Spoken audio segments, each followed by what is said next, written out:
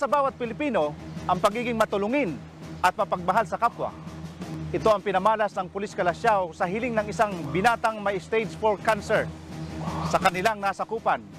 Ang kwento, sama-sama po nating tunghayan.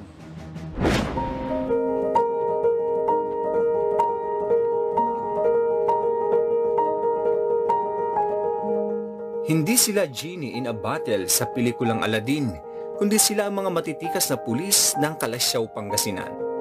Wala man silang kapangyarihang tuparin ng bawat kahilingan, pero may puso't damdamin naman sila upang mabigyang katuparan ang munting kahilingan ng binatang si Albert Abulencia. Bata pa lang ay pangarap ni Albert na maging isang pulis, kaya naman nung tumungtong siya ng kolehiyo ay kumuha siya ng kursong BS Criminology. Subalit napilitan siyang huminto sa kanyang pag-aaral dahil sa pagkakaroon niya ng di inaasahang karamdaman. Nobyembre taong 2020 nang ma-diagnose si Albert na may stage 4 colon cancer. Dito ay gumuho lahat ng pangarap ng 19 na taong gulang na binata. Kaya imbes na mag-aral ay naglalako siya ngayon ng fishbowl sa kanilang lugar upang makatulong sa kanyang chemotherapy na hindi bababa ng 50,000 kada buwan ang kailangan. Sa panayam kay Police Lieutenant Colonel Ferdinand de Asis, Acting Chief of Police ng Calasiao Police Station, kanyang ibinahagi kung paano nila nakilala at nalaman ang tungkol sa kalagayan ni Albert. Dumating ang atensyon ng kaso ni Albert Abulencia mula nung napanood natin sa post sa Facebook at naantig ang ating damdamin at naisip ang Calasiao Police Station kung ano yung po pwedeng may tulong sa pasyenteng si Albert. Aminado si Albert na may hirapan siyang abutin ang kanyang pangarap, kaya naman hindi nag-atubili at minabuti ng mga Calasiao Police na tugunan ang simpleng kahilingan ni Albert. Ito ay ang maranasan, ang trabaho ng isang pulis kung saan sinubukan niyang mamuno sa bayan ng Calasiao bilang Chief of Police. Mula doon nga sa kanyang post at nabanggit niya na gusto niyang maging pulis, at isa rin po na po pwedeng maitulong ng Calasiao Police Station, hindi man sa financial, ay mabigyan siya ng moral support at ma-uplift yung kanyang damdamin at makapagbigay din ng lakas ng loob sa kanya upang malampasan ang pagsubok na ito, ay sinagawa po natin ang proyekto na gawin natin siyang isang chief of police sa loob ng isang araw. Ikinuwento din ni Police Lieutenant Colonel de Asis kung ano-ano ang mga naging preparasyon nila bago isalang si Albert na hepe ng Calasiao, kung saan pinagupitan muna siya gaya ng gupit ng mga pulis.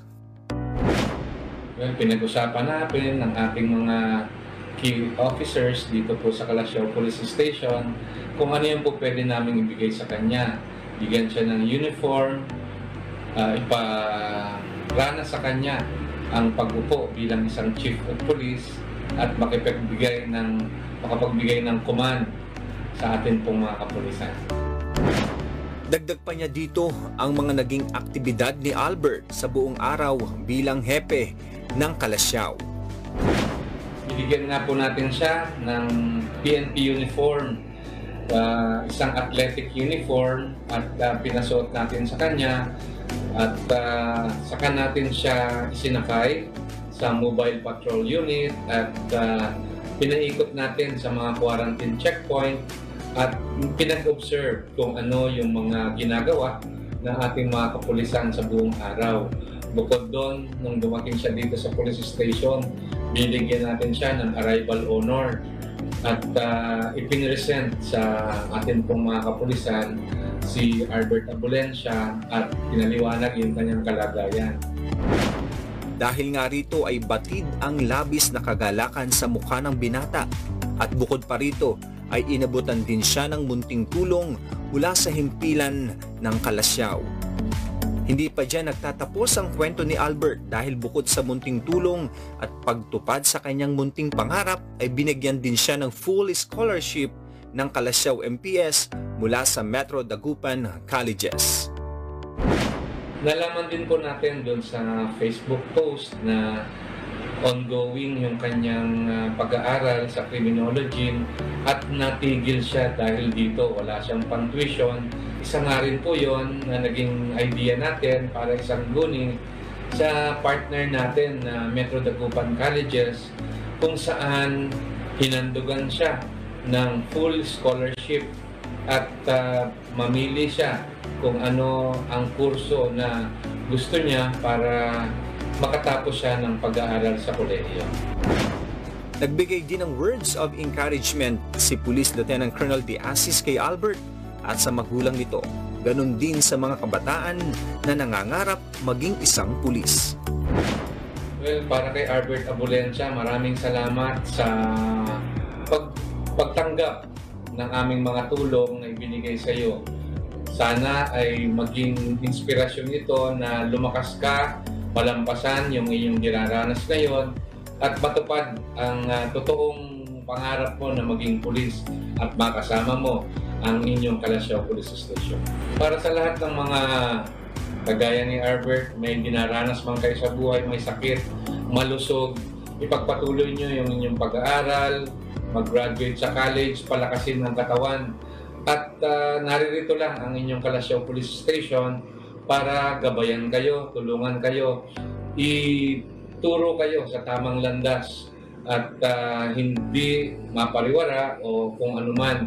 Ang inyong Calasiao Police Station ay handa at bukas ang amin pong opisina para tulungan kayo sa anumang pangangailangan. Ito naman ang naging pahayag ni Police Lieutenant Colonel De Asis sa mga gustong magpaabot ng tulong para kay Albert, lalong-lalo na para sa kanyang chemotherapy. Ang atin pong Calasiao Police Station ay bukas upang maging daan para po sa inyong mga ihahandog na tulong kay Albert. Lahat po ng mga maaari nyo ibigay na tulong sa kanya, pwede nyong ibigay daan dito sa Calasiao Police Station. Sasamahan namin kayo para po maihatid ng maayos ang inyong tulong para po kay Albert. Pwede nyo rin pong personal na tawagan at ipaabot ang inyong tulong kay Albert sa numerong 0915-20-77935 o pwede nyo rin po siyang i-message sa kanyang Facebook account, Albert de la Cruz Abulencia.